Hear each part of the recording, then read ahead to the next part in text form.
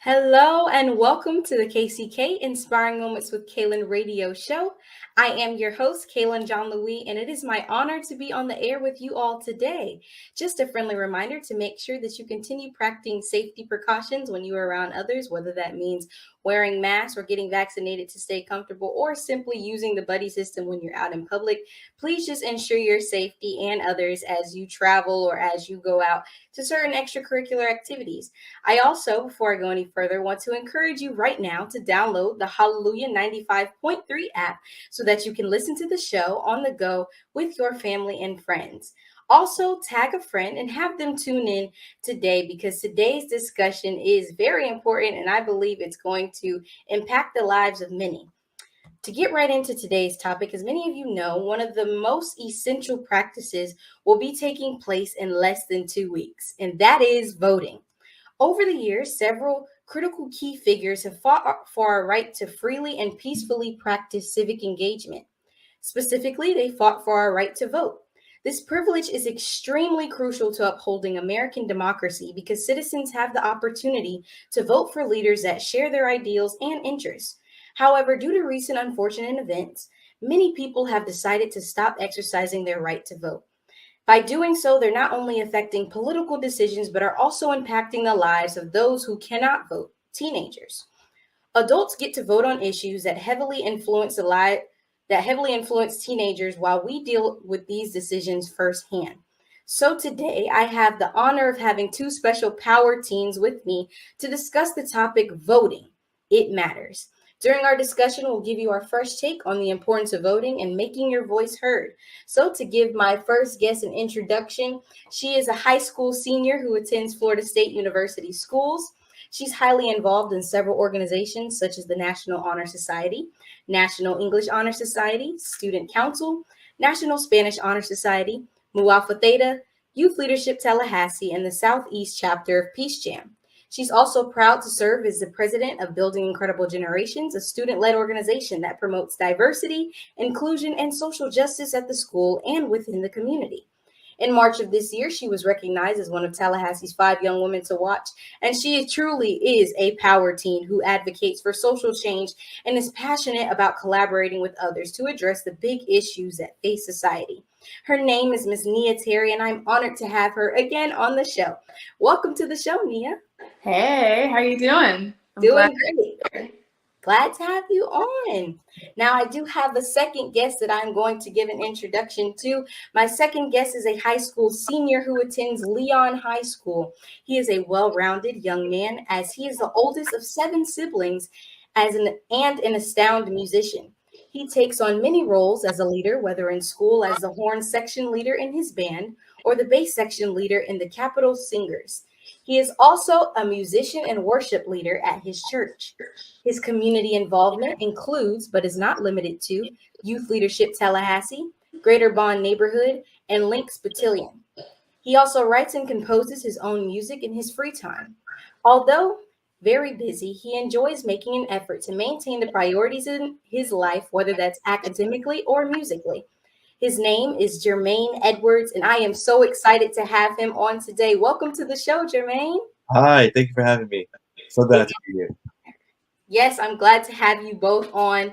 As I mentioned to everyone, we are all seniors. This is our year where we're getting ready to enter that new phase of our lives, where we're getting ready to enter this whole political world where we get to vote, where we get to help sign petitions and truly make the world a better place. And with the topic being voting and why it matters, I kind of just want to open up by allowing both of you all to talk about why you feel like making our voices heard is important. We can start with Jermaine and then we'll go to Nia. All right.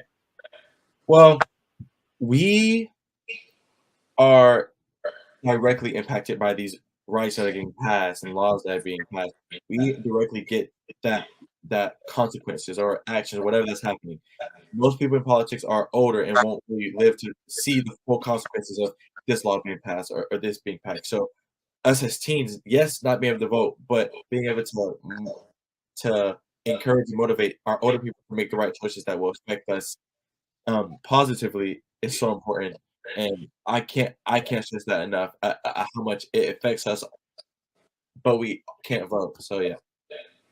Yeah, I understand that. I mean, it sucks that the voting age is 18 because I know there's a lot of things that we all see and so many other teens see going on, whether that has to do with recent Supreme Court rulings or it has to do with things going on economically in the environment. There's so many issues that the world deals with. And while we cannot vote, I do believe, as Jermaine stated, that it is important to use our voice for change just so we can encourage other people. I mean, our voices matter. Everything we say, everything we do can help encourage people. Nia, how do you feel on this side? Uh, Honestly, I agree with Jermaine. The only way the democratic process works is if everyone is involved, as many people as possible. And I agree with you, Caitlin. It sucks that the voting age, including for small like municipalities and cities, is 18. I know many 16-year-olds who have an opinion, who have a voice, and who would be more willing to go out and vote than 25-year-olds and 60-year-olds, because we're so passionate about the issues that we see because we are so affected by them. For example, student loans, and the voting that's going on about that. Me and Jermaine both know, Kaylin, you know too, you're a senior. Applying for them scholarships is hard.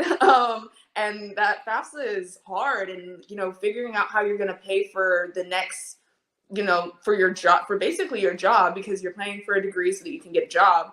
Figuring out how to pay for that is so that you can have a better life, so that you can get out of your current situation, or so that you can maintain your current situation, if not make it better, it's hard to do. And we are some of the most vulnerable members of society. So the fact that other people are making those decisions for us when we have not yet established our space in this world it's a gross misjudgment of character and a gross misjudgment of our ability to think for ourselves and make our own decisions. So I think if you can vote, you should be, because it affects everyone who can't. I agree. I mean, voting, we hear that all the time where you're in school. We all have to take government to graduate. They're teaching us about these policies. They're teaching us about all these cases where things have happened in history. And it was all done based off what people thought, their interpretations of the Constitution. Now we have different adults or different leaders that are interpreting this Constitution, and it may be affecting us in education. I mean, there's certain laws that are passed right here in Tallahassee that may affect how we are in school. It's affecting the different day-to-day activities that we have. And I just, as Nia stated, I think if you have the right to vote, it is important to vote. I actually looked up some statistics, and it seems that 18 to 24, that age group seems to be the group that doesn't vote the most, which is crazy because they are the ones that are coming after us. They're the ones that are basically speaking up for us because we're fresh, we're into the political world, and they're not going out to vote. And so I kind of want to give you all as well the chance to, what is something you would say to those people who are not going out to vote, or what is something you can stress to them of the importance of getting registered to vote and making sure that your voices are heard so that they are not silenced? We can start with Nia this time. Oh, sorry, my bad. Go. Oh, Jermaine, you can go first. Oh yeah, go ahead. Go ahead. Back to what Nia said earlier. This democracy only works if everyone is involved. Like we that can't be stressed enough. If all voices aren't being heard, this isn't a fair game. This isn't being this isn't just fair. I looked up on the floor registration website, and they said the health centers improve when we all serve and vote, and we support healthcare and income and voting and all that. If everyone is doing it, if all of us aren't doing it, then we aren't getting the support that we need, and our voices aren't being heard. And it's important to to make your voice heard, because at the end of the day, it affects you. It affects you whether or not you vote or not. So you might as well just vote because for you it could be for your mom, for your dad, for your cousin, your aunt, your dog, your schools, your job. It just doesn't only affect you if you only vote. It affects your community and your environment. It affects everything around you. I agree. It is not, voting is not just something where you go up to the ballot and you sign and this is your vote. There's so many things that come into play when you think about the voting process. I mean, to do it itself, the part of getting registered, the part of going out and having other people register and sign petitions, it's a part of political and civic engagement. And so going out is important. It's not, you're not only voting for people that Jermaine listed, but you're also voting for people who can't vote, which is us. You're voting for those people because we all sitting here, we have those powerful voices, we have platforms where we can share our opinions, but to not have the right to actually do it gives us that advantage to kind of get on platforms like this and say, hey, to those who can vote, get out there. To those who can make change in our world, do what you can, because if we don't all work together, then certain pressing issues will continue to happen. Nia, how do you feel? I would say that people died to be able to do this. Like, that's what I would say. I would say that there are people who look like me, who look like us, who were not awarded when our first system came up. And what was it? It's like 1780 something. When our first system came up and those founding fathers and those white powdered wigs came up with the system, it did not include everybody. People have died to get us here. And the fact that you would choose to sit in your house and do nothing when like the voting polls are right across the street from you, when the voting polls, like, I understand if you can't make it to the polls, I understand all of that, but there are people who died. Like, there are people who went to jail. There are people who got lynched. There are people who went through everything just so that they didn't feel helpless, because that's what you're doing when you make the decision not to vote. You are signing on to be helpless in this system and to be helpless in this democracy, and you're signing on for your family to be helpless, especially if you have kids. You're signing on for them to be helpless because they're already helpless without you, but even more so, if you don't vote, they're helpless. Every single time you make the decision to sit in your house or to sit wherever and not vote, you are signing on to a life of helplessness, and you are abusing basically your right to take control over this country by doing absolutely nothing to help it. So please go vote, because if not, you're just wasting an opportunity and you're wasting people's legacy. I totally agree. And I think one thing that we can start doing is acknowledging those problems. I think, especially in the Black community, we fought for these rights, and then we got those rights, and now a lot of us aren't voting because we got told that our voices don't matter. We got told that we are overpowered by this certain group of people, or like this doesn't matter. And that has been going on since we even started the right to vote, and it's still going on today, which sucks. And I think acknowledging those issues can also help show our Black young people that your voice matters. Your voice can make change. It can make stuff happen. So just acknowledging those problems is also highly important. And I would say that it shows. Like, it's not like a theory. It shows in the elections when we vote. Like, it shows in the elections when minorities vote, when women make a decision to vote, when in Georgia, when Black people came out to vote in record numbers, they flipped an entire state blue. Like, for Georgia, a southern state, that's huge. Yeah. So we know that when we've come in and when we vote, we know that it makes change. It's not just a theory. It's not just an idea. It's not idealistic. It is true that when we show up to vote, it matters. But we have to actually actively engage in the democratic process.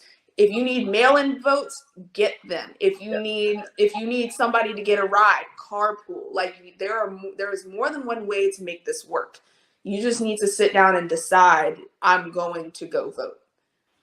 I agree. You got to do what you can to get there. And I mean, there's so many excuses that people use to why they couldn't get to the polls, whether that is that they didn't have a ride, or their voter ballot ID wasn't working, or they had troubles locating the places. There are a lot of different excuses that we can make to not make change happen. But I'm telling you, there are a lot of people out there who sit and complain about, I wish this wasn't going on in the world, or I wish this group of people didn't have to get discriminated against, but they don't exercise that right. And I like that you both mentioned that, unfortunately, in many minority communities, a lot of people still have this view in their head that, well, if they think my voice doesn't matter, then why should I vote? We Mm-hmm. have to use these times to talk to other people, to educate not only people older than us, but our fellow peers, that it's okay, even as a minority, you can still exercise your right. As Nia stated, there are ancestors who went and fought for that right to continue to make sure that we can use our voice. They didn't get to, but they kept imagining in their head that there's greater, there's more that is to come. And I think that to truly get that essence, to truly show that we are evolving as a country, we have to really start to use our rights. We not only have to vote, but if you're younger, you're like us and you can't vote yet, there are more than one way to actually get involved in your community, whether that's going out and helping people sign petitions, whether you're going out and speaking up like how we are right now about why voting matters, or you're simply taking the time to do your own research. I know a lot of times people don't vote because they don't know the history behind it, or they don't know who's getting voted into the polls. Technology is your friend. Go on Google, search the people that are running up, and truly see how them being in office would affect you, how would it affect your communities, and so on. It's so important that we get out there and vote. I totally agree.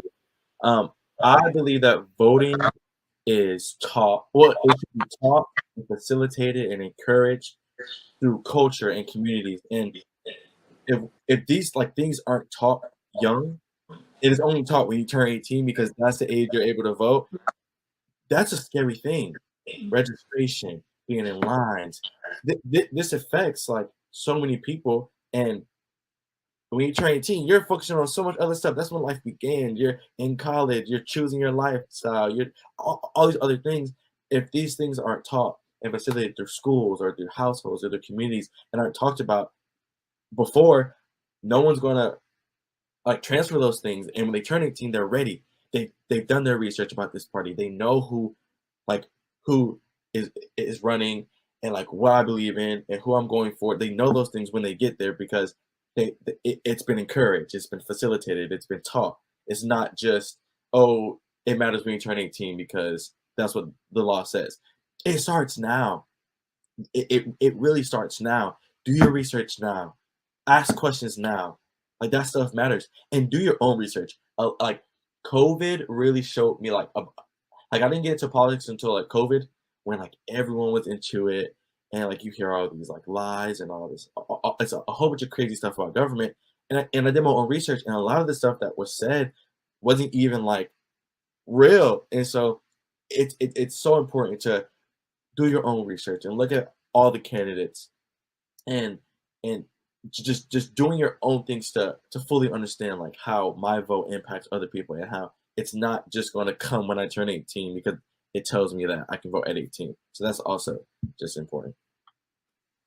I completely agree with Jermaine. Like we say this about taxes too, about how like we don't get taught taxes in school, but like the second we're 18, we're supposed to magically know how to do taxes. Voting goes under the same thing. You do not magically understand the democratic process overnight. So the second that you're like, oh my god, it's midnight on my birthday, and like it's not like they put like a flash drive in your head that's like now you know how to vote, now you know how to research facts, now you know how to now you know how to look at ads on the TV and know what's real and what's fake. You know how to do background checks. Like you don't just magically know how to do that information. You have to learn. A lot of people will say don't talk politics at the dinner table, don't talk because and they say don't talk money at the dinner table, don't talk da da da. Like there is a time and a place, but the dinner table with your family, on the couch when you see something on the news, if you're watch the debates, watch what they're actually talking about. These people are PR trained. The only way for you to understand, like they spend hours and hours preparing for these debates. The ads that they have on TV, they are posed, they are practiced, they are rehearsed. The only way that you can really know what a person stands for is by looking into their policies individually. Don't worry about what they said. Don't worry about what they said on this date or that date. Don't worry about what a paper said that they said. You need to worry about what they did. Actions will speak louder, and their actions are their policies, the companies that they used to run, the nonprofits that they invest into, the charities that they look into. And all of that is public record because they're required to tell you that. They're required to answer that question. Actually go in and like look into this stuff. Their actions will tell you what they do. But if you sit there and you say, oh, when I'm 18, I'll just pick whatever my parents said. I'll just pick whatever my friends said. I'll just pick whatever, da, da, da, da, da. That's not helping anybody. You might as well just not vote, because all you're doing is you're just voting for what you think is right, not what you know is right. So I completely agree. Yeah, I mean, I love the points that you both are making, because one of the things that I am continuously learning, and I know everybody may have been guilty of it, of saying that you believe in this certain party, you believe in that, but you don't know about it. You've heard about it from adults that are before you, or different opinions of, well, if this goes on, then I should believe this. But truly make a decision to kind of develop your own political ideology, develop how you feel in politics, and actually get out and research. As they keep mentioning, you have to do things. Even on a podcast a couple weeks ago, it was probably in August, I know Nia was on there, and she mentioned that even educating yourself when you're in school, you have to do things outside of school to get yourself educated. So anything in the world, even though we're talking about voting right now, I'm talking in general to everyone listening, that there's some things in your life that you're going to have to learn how to do, going to have to learn how to see what's going on outside of what you do in school. Not every teacher, not every person is going to tell you. In fact, I wish that more schools would actually put this into their education system, of educating people on, this is how the political process works. This is what you need to do. And then the last thing I probably would say to recap is that 18 may be a number. As they said, it may be a number on the sheet, but learn before. Yeah. You are smart enough. You have the skills to be able to learn it. And if you're confused, ask your parents, ask your teachers, ask your fellow peers. I know sometimes I may feel uncomfortable talking about politics with my friends, but I'm learning now that it's important to kind of talk about that, to see why it's important, so you can hear other perspectives. If you want to get that conversation started as a teenager, start now. Start talking about it, because then you may know something that your friend doesn't know, or you may know how to explain the process to someone else.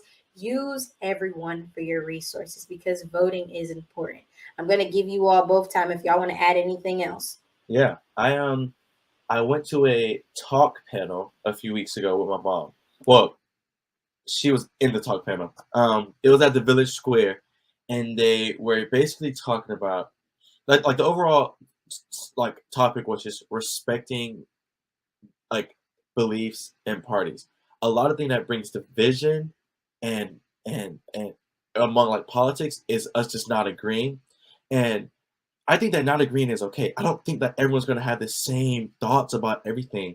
And that's what also like makes people not want to vote, is that we're always arguing. It's never going to be like 100% you're right, 100% you're right. So I'm just not going to vote because it doesn't matter, because I'm never going to be all the way right. When we come together as a community and we listen to each other and our beliefs, not that we agree, but we listen to each other and tell them, I hear what you're saying. I understand what you're saying. I may not agree, but I hear what you're saying. What you're saying is just how you believe, and I can't change that. And being able to accept those things are very important with bringing everyone together and showing how important it is to vote. So like just being able to communicate and actually know your party's beliefs and ideals, so that you communicate with other people, so it isn't just bumping heads all the time, is so important. It's so important. Okay, so don't think like, oh, my full thoughts aren't what's happening in this party or this party, so I'm not going to vote at all. There's some party that you're going to majority be in touch with, majority believe in, and just do your research and just understand each party in its fullness, and not just what not what TV is saying or your friends are saying. It's okay to have those conversations and discuss those things, because at the end of the day, we all have to understand um, and listen to each other. I completely agree with Jermaine on this one. If you focus too much on Democrat, Republican, red, blue, conservative, liberal, if you focus too on the extremes, then we're not going to get anything done. And I think something that our generation especially, which is why we don't vote as much, is we get too caught up into it's either right or it's wrong. Bad idea. Politics doesn't work that way. Politics is all about negotiation and compromise and, shaking hands on back doors. It's all about that. That's what it is. That's you. You cannot have politics without having a conversation and compromise, and without compromising some values. That's why you see a lot of politicians, and they'll say a lot of things and they'll make a lot of promises, but not everything gets done. It's not because they didn't want it to get done. It's not because they lied. It's not because of any of that. It's literally just because they couldn't get it done this time. They couldn't get it done in this election cycle. You have to give some, you win some, and you lose some. Understanding that we live in a world of grace, and understanding that it's not this side or this side, it's a very, very healthy middle, is going to make it much easier for our country to endure actual change. But the only way that that works is that everyone is involved. If everyone has a voice, if everyone decides to speak, because if we don't have that, then you're just sitting in this world of this side stays over here and that side stays over here. And we hope that you pick a side and you vote for that side, and whoever had the most votes this time wins. That's bad. We should not do that. We need to be able to say this side and this side, while they don't agree, most people are actually closer to the middle. Most people might not agree with the majority with the leader of the party, but they do agree with some of the policies of the party. Many people are not extremists, they're moderates. And so getting those moderates to actually have a conversation and understand each other will allow us to really endure some change that I think is necessary in this country. But the only way that that works is that if we start having that conversation like the grown adults that we are, and if we start having the conversation like we should be, and doing what people died for, doing what people fought for, doing what people walked hundreds of miles to do, and put ourselves out there and vote. I agree. I mean, I kind of am just going to sit here because these are good tidbits. And I hope those who are listening, these are opinions coming from seniors in high school. There are still some adults who still don't grasp some of the stuff that we're talking about. And I think that proves that there are a lot of youth out there that know what's going on, that are ready as soon as 18 hits. We're not just waiting on that paper. As soon as we're there, we're ready to make change. I kind of just want to know, I want to harp on the communication part of that it is important. A lot of times we don't talk to each other. We don't listen to each other. And that's the whole purpose of voting. You got to listen to the people to understand where they're coming from before you can even vote. A lot of times we do a lot of talking instead of muting ourselves, instead of listening to what other people are saying. And so for those who can vote, voting is important. We've already talked about the fact that we can't vote, but these issues impact our future. But that doesn't mean that we won't get out there and still continue to make sure that we're protecting that right for ourselves. Last thing that I would probably wrap up with before we have to close the show is that you hear the phrase all the time, vote or die. Now, that's not that extreme. I'm not trying to get into that, but vote for you. Vote for those who are out there, because if you're not voting, you're just sitting still.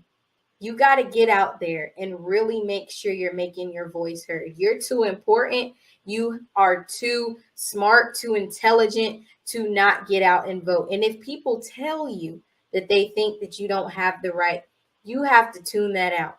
You have the tools, you have the resources, especially in our technological generation. We have all the necessary tools. You just have to get out there, because voting matters.